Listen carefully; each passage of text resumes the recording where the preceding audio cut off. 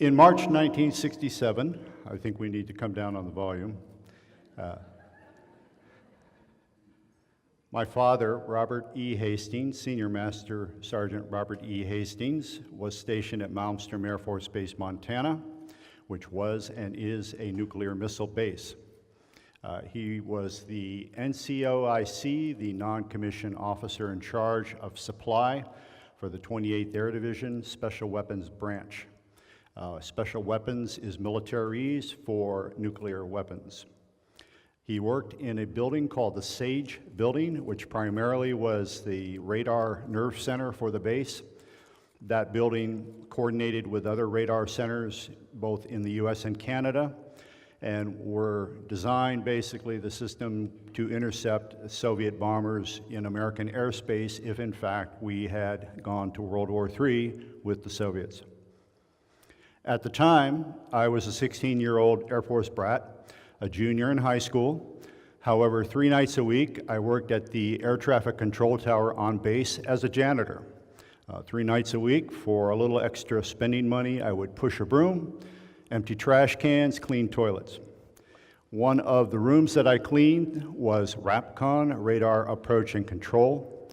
Over the course of perhaps 6 or 7 months, I became friends, although that may be too strong a word. I developed a relationship with an FAA supervisor named Bob Grasser. Mr. Grasser was very gracious with his time. When he was in his break, on his break in the break room, he entertained my questions about radar theory and operation. Tirelessly, he answered every question that I asked. He could tell I was intrigued by the subject and was quite willing to share his knowledge of the field. One night, and we pinned it down to somewhere during the last 2 weeks of March 1967, I walked into RAPCON doing what I normally did, push a broom, empty trash cans, and Mr. Grasser, quite nonchalantly, as I recall after all this time, just more or less motioned me over to his scope and said in a few words that they were tracking unknown targets. I don't remember if he used the word UFO or the more proper technical term unknowns, but I think I knew what he was talking about because I became sort of startled and then excited. And he could tell very quickly that there wasn't a situation where he could engage in a conversation and just motion me away.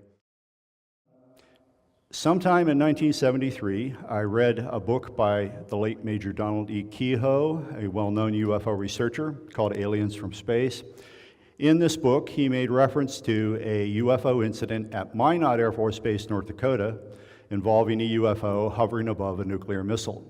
And it just set off bells for me because of the experience that I had witnessed some years earlier.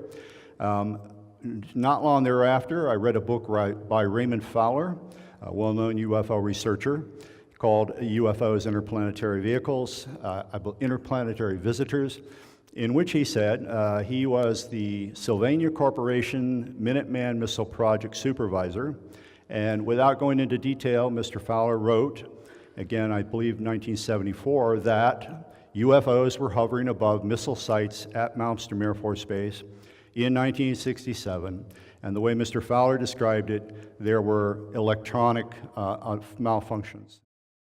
This memo concludes in the last paragraph by saying, the reason for this concern among these intelligence groups, quote, during the past 2 months, various sightings of unexplained phenomena have been reported in the vicinity of the Atomic Energy Commission installation at Los Alamos, New Mexico, where these phenomena now appear to be concentrated. For those of you unfamiliar with the name Los Alamos, it was at that time, and indeed is to this day, this nation's premier nuclear weapons laboratory. Again, this memo is from January of '49. In August of '45, the Los Alamos labs work on nuclear weapons, atomic weapons. This was pre-thermonuclear weapons, resulted in the cities of Hiroshima and Nagasaki essentially being utterly destroyed. This one I find particularly interesting. It says, SAC Command Post reports UFO 20 miles south of Lewistown, orange, white, disk object. So decade after decade, what the Air Force is observing near its missile sites, and I'm sure many other places, are flying saucers, flying discs, something that the Pentagon spokespeople, decade after decade, were denying the Air Force had any knowledge of. And yet, clearly behind the scenes, it's an entirely different story. What I've shown you here is the tip of the proverbial iceberg. It's simply a very brief cross-section of what the Air Force and other agencies within the government have been dealing with behind the scenes involving nuclear weapons.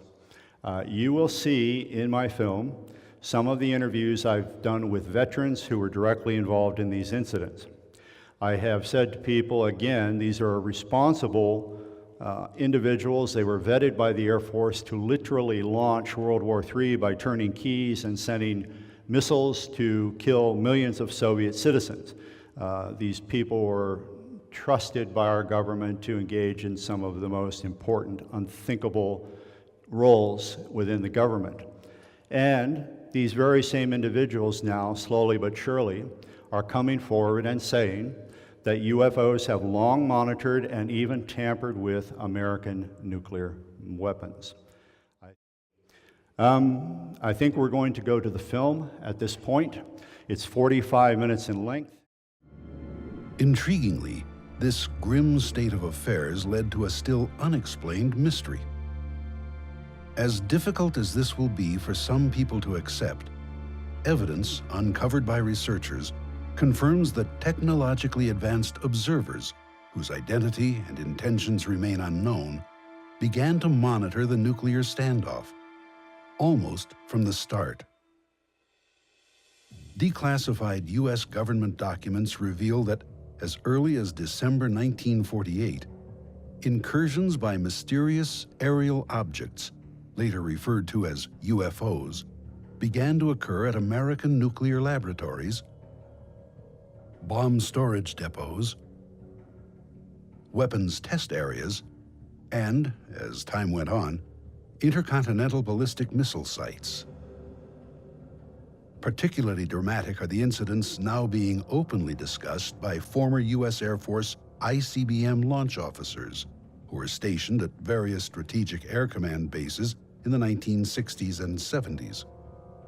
According to these highly credible witnesses, on some occasions, as the UFOs briefly hovered over their launch facilities, the nuclear missiles inexplicably malfunctioned. I